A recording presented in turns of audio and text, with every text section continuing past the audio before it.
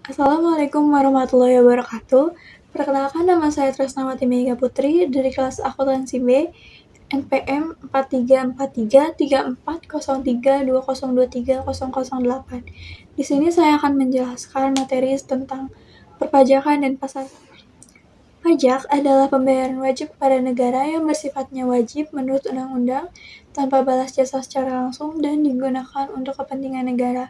Pemerintah menggunakan dana pajak untuk melaksanakan rencananya yang bertujuan untuk mendorong pertumbuhan ekonomi melalui pembangunan infrastruktur, aset publik, dan fasilitas umum lainnya. Adapun fungsi pajak sebagai berikut. Yang pertama, fungsi penerimaan. Pajak berfungsi sebagai sumber dana yang digunakan untuk membiayai pengeluaran pemerintah. Yang kedua, fungsi mengatur. Pajak berfungsi sebagai alat pengatur dalam pelaksanaan kebijakan di bidang sosial dan ekonomi. Selanjutnya ada jenis-jenis pajak. Yang pertama ada pajak langsung. Pajak ini adalah pajak yang harus ditanggung oleh wajib pajak yang bersangkutan dan tidak dapat dibebankan kepada pihak lain. Yang kedua, ada pajak tidak langsung. Pajak ini adalah pajak yang dapat dibebankan kepada pihak lain dan timbul karena adanya peristiwa yang menyebabkan terutangnya pajak. Yang ketiga ada pajak pusat, adalah pajak yang dipungut oleh pemerintah pusat. Yang terakhir ada pajak daerah, adalah pajak yang dipungut oleh pemerintah daerah. Selanjutnya ada sistem pemungutan pajak. Yang pertama ada Official Assessment System. Wajib pajak menentukan besarnya pajak yang harus dibayar dengan sistem pemungutan pajak yang ditentukan oleh Fiskus yang merupakan pemungut pajak. Yang kedua ada Self-Assessment System. Sistem ini merupakan pemungutan pajak di mana wajib pajak menghitung sendiri jumlah pajak yang harus dibayar. Yang ketiga ada Withholding System.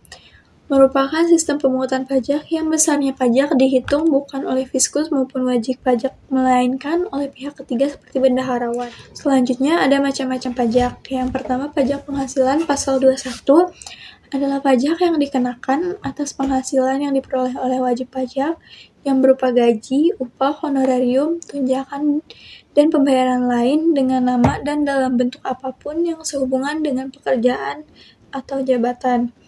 Yang kedua, pajak penghasilan pasal 23. Pajak yang dikenakan pada penghasilan atas modal, penyerahan jasa, atau hadiah dan penghargaan selain yang telah dipotong PPh pasal 21. Yang ketiga ada pajak pertambahan nilai.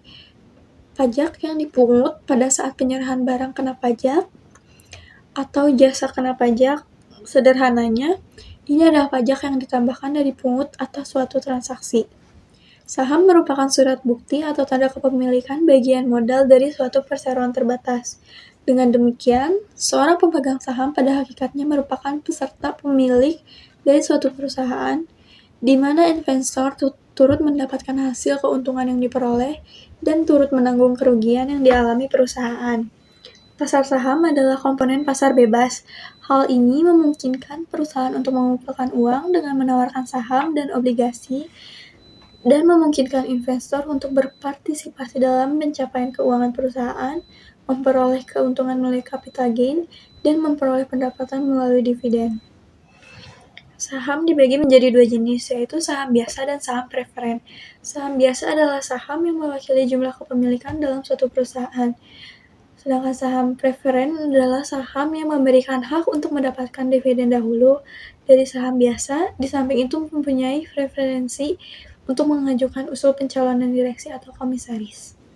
Menurut Tendelilin, penilaian saham dikenal dengan adanya 3 jenis nilai, yaitu nilai buku, nilai pasar, dan nilai intrinsik saham. Nilai buku merupakan nilai yang dihitung berdasarkan pembukuan perusahaan penerbit saham. Yang kedua, nilai pasar adalah nilai saham di pasar yang ditunjukkan oleh harga saham tersebut di pasar. Sedangkan nilai intrinsik atau dikenal sebagai nilai teoritis adalah nilai saham yang sebenarnya atau seharusnya terjadi. Faktor-faktor yang mempengaruhi harga saham adalah faktor internal perusahaan, prospek perusahaan di masa yang akan mendatang, kinerja manajemen perusahaan, dividen yang dibayarkan, dan faktor eksternal. Sekian penjelasan saya tentang perpajakan dan pasar saham. Mohon maaf bila ada kesalahan. Assalamualaikum warahmatullahi wabarakatuh.